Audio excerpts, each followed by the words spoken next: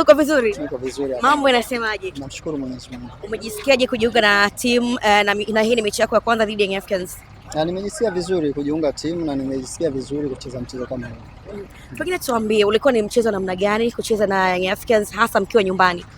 Ulikuwa ni mchezo wa kwanza wote unahitaji pressure kwa sababu ligi ndio inaenda kuanza.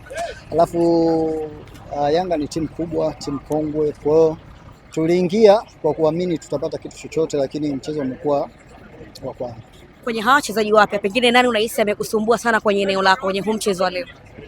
Wote wamecheza kitimu, hakuna mchezaji mmoja wamecheza kitimu ndio maana wamepata, lakini hakuna mchezaji ambaye utaweza kusema huyu katusumbua.